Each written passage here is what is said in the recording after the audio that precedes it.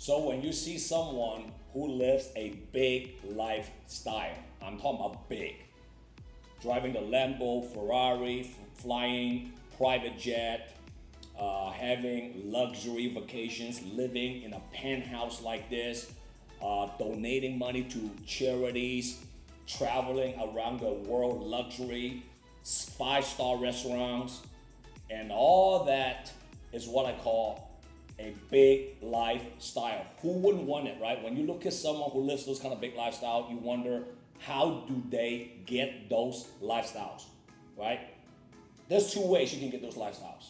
The first way is that you're lucky enough, one out of millions, you have a rich parent, a rich dad, a rich mom.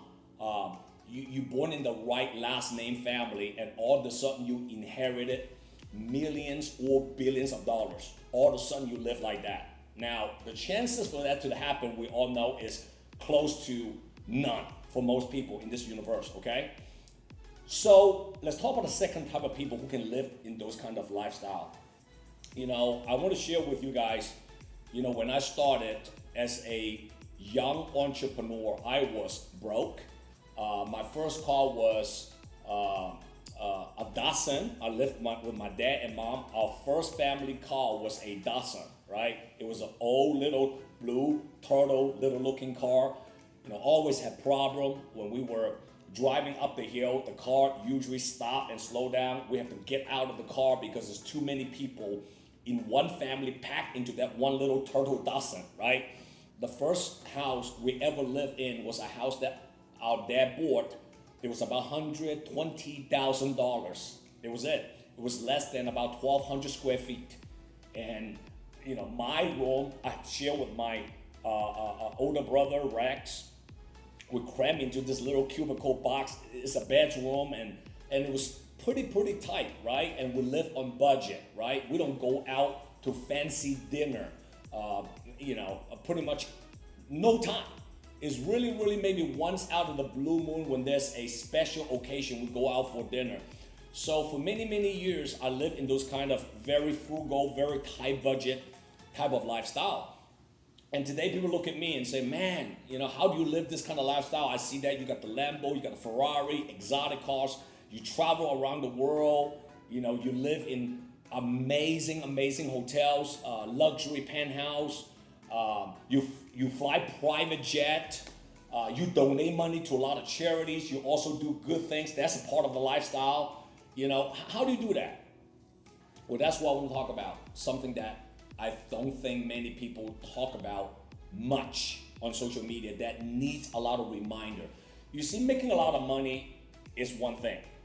We all know that, and I think in a lot of my previous videos, I share with the audience that is the number one thing that you need to be focusing on is to increase your gross revenue, increase your sales, and ultimately, you're gonna increase your net profit, right?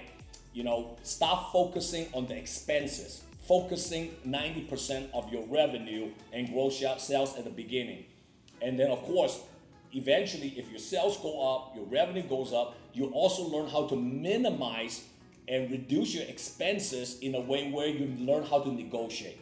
Don't ever be a cheap entrepreneur where you don't want to spend money to reinvest back to your business. Don't ever be so cheap of not hiring the right people to add onto your team, because those people can actually scale your business, right? But you need to negotiate. If something that you're spending on, for example, if you want to buy an equipment that's like somebody trying to charge you $12,000, you need to negotiate to a point that, you know what, instead of paying $12,000, can you pay it for $8,000? Now you're negotiating for a lower price.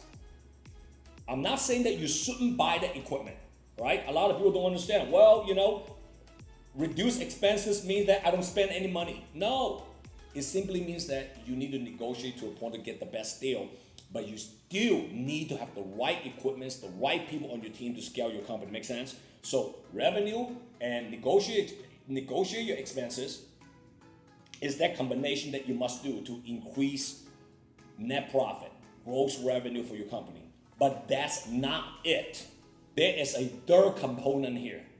The third component is you got to delay instant gratification on your personal need.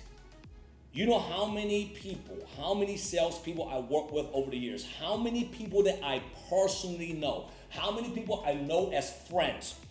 They got a good promotion, they get a good career, they got a good salary raise, and they sold a lot of houses, they sold a lot of life insurance policies, they became great sales in the industry, and all of a sudden they get to $100,000, $200,000, $300,000 income. Let me tell you, once a person make $102,000 to $300,000 a year, dangerous moment is coming. I'm gonna tell you right now, dangerous. Why? I'm gonna tell you, most people, when they get to those kind of income level, they wanna buy things. They wanna buy personal interest things. They could not help it by spending their hard-earned, save, and stack up cash. A lot of people don't know is that you got to learn how to delay instant gratification on self-interest things. Doesn't mean you're not gonna have it. Doesn't mean that you're not gonna have the nice Rolex one day. Doesn't mean you're not gonna have the nice Bentley one day. Doesn't mean that you're not gonna travel first class one day. But most people, they're not willing to delay it for 5 to 6 to 7 years. I'm gonna tell you right now, once a person make $100,000, $200,000, $500,000 to $1 million, it becomes very dangerous when it comes to handling money. Because most people, they never make those kind of money in their lifetime, and all of a sudden, because they work hard, or maybe they got a little bit lucky, or they put the money in the right investment, and they happen that for that particular year they sold a lot of products, and all of a sudden they make those kind of income.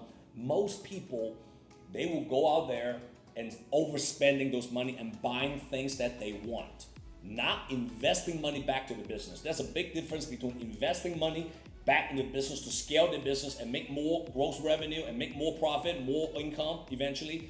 But they're gonna go out there and buy the nice watch, the nice car, and they lock in and buy in a big house, put a big deposit down, and all that stuff. It's gonna lock into a lot, you're gonna lose a lot of your cash, your reserve, right? I didn't drive the Lambo, I didn't drive the Ferrari, I didn't fly even first class on commercial plane, not even mentioning private jet right now, even when I was financial free for a while. Because I delay instant gratification. Because I understand you gotta be lean and mean at the beginning and stack up enough cash flow so that one day you can invest and multiply. Because I know those extra 5 to 6, 7 years living below my means, living broke to do what? Not living below your means to just stack up the cash, don't do nothing with it. Is to reinvest back to your business, is reinvest back to the right people, and ultimately invest into the right financial sounding vehicles that can multiply my money. Also, I don't lend money to people. That's the bottom line. Learn how to say no.